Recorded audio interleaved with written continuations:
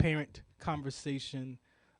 I speak about most focus on the father-son relationship. I focus on the the son to father relationship. Most people look at the father-son relationship. I look from the son to father relationship because as children, we pay attention to our parents. We learn from our parents. We learn from our father, who is the foundation of the family, right? And sometimes just straight up, sometimes a father is not a parent, right? Sometimes we haven't been taught what it is to be a father to take care of our child, right? So what do we do? Where do we go? So for me, I struggled, had my issues, especially with my dad. That's why I call this first segment "The Life of a 5-Year-Old: The Perception of My Father." You can get that on the website at farrond.com. That is my first inspirational read, and I share with my relationship with my dad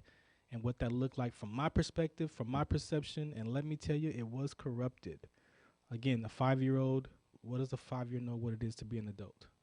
Not much, if anything, right? But yet the brain is so powerful that it's giving meaning to life, it's making up stories and filling in the blanks. And sometimes our parents don't tell us what's going on. So as children, we make up a story to try to complete that story because our mind is trying to give something meaning to it.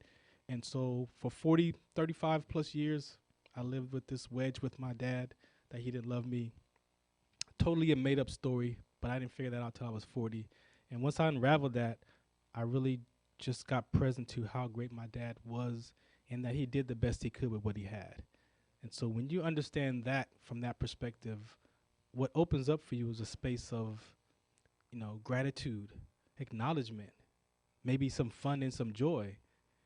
And that's what I experienced with my dad. So I went from my dad doesn't love me to, man, acknowledging my dad for all the great things that he did and he contributed to my life. So we talk about from the spiritual conversation, the mind, will, and emotions, and how do you manage, your views of life? Like, what are the principles that you follow? So I want to read you what I use for my ideology, my philosophy, and my theology. And so these are the three things that I learned to gauge my life up against, because I used to just listen to whatever that voice in your head, like when your mouth is closed, but that you hear that voice talking and judging and telling you what you can and can't do, like that voice when your mouth is closed, that's not you. That's your subconscious mind. And mixed in there with your conscious mind, right? But your subconscious mind is the one trying to keep you safe, keeping you from taking risk in life sometimes. Or sometimes it forces you to do things because you have no control over it because it wants to survive. So I in my education, I contribute my new ideology to landmark education. I took that, been in that education for the last 12 years. So I say this is how you look at your ideology. And so my conversation to myself is, as in baseball, if you live your life like the umpire. So in baseball, the umpire calls that pitch a ball or a strike. It doesn't matter what the pitcher says, the coach, the catcher, the batter. It doesn't even matter what the fans in the stands have to say about that pitch. It doesn't mean anything. That pitch does not mean anything when it crosses that plate until the umpire gives it a meaning, which is a ball or a strike. So imagine you could live your life like that, right? Because we always looking at the meaning, like, what does that mean? Like, why you look at me like that? What does that mean? Like, what does that mean? Why you say it like that? What does that mean? What does it mean? What does it mean? What does it mean? We're meaning-making machines. We make everything mean something so we know how to respond and react to it. But imagine you live your life like the umpire of your own life, where it doesn't mean anything. So somebody could tell you about your life and tell you about yourself, and you could be like, you know what, I appreciate that. Why do you think that? And then listen to them. And then you could look in your life and be like, you know what, that's cool, I appreciate you, but that's not what that means to me, right? You give meaning to your life, right? You give meaning to your life. So live your life like the umpire. That's my ideology. My philosophy. Now, my philosophy was the voice in my head, the one that I just told you that's moving, that's talking when my mouth is closed, that's giving me all the cynical ideas and all the stuff about life. my philosophy. My new philosophy conversation is, check this out. A plane in autopilot self-corrects. It's never on course. Live your life like the auto-correcting system. You got that? So remember, check it out. You know airplanes, right? A plane in autopilot self-correct. It's never on course. So when they put that plane in autopilot, even though it may drift off course, but there's a system that corrects that plane to put it back on course. So a plane in autopilot self-corrects. It's never on course. Live your life like the auto-correcting system. For me, that auto-correcting system is now the Holy Spirit, right? So I believe in God, Jesus Christ, and the Holy Spirit. So the Holy Spirit is my auto-correcting system for my life, all right?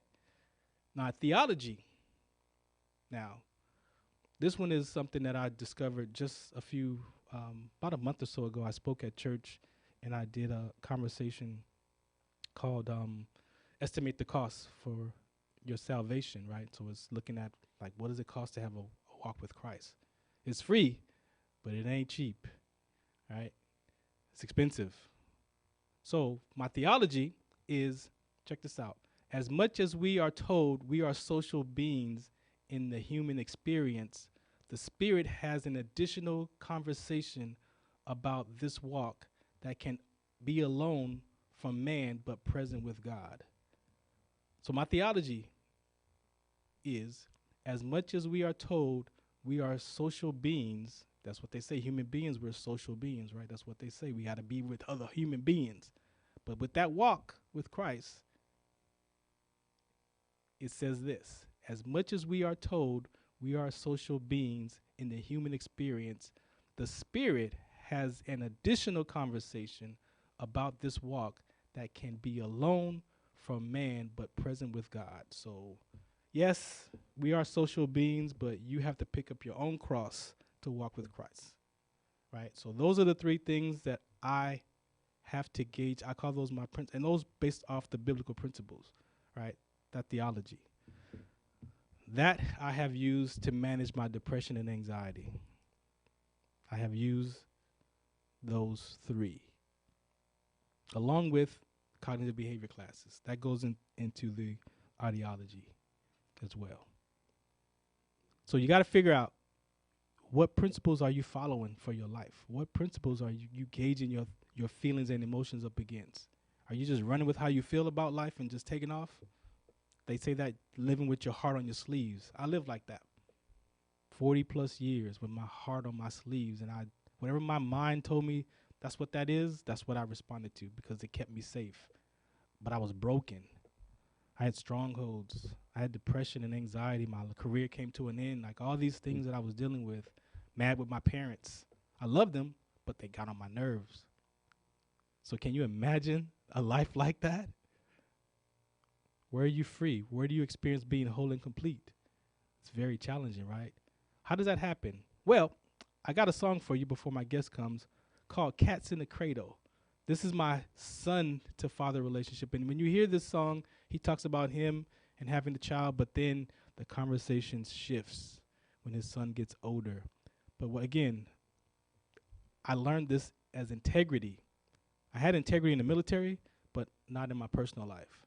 Do you know that you can say things to people over and over, and then your word means nothing anymore?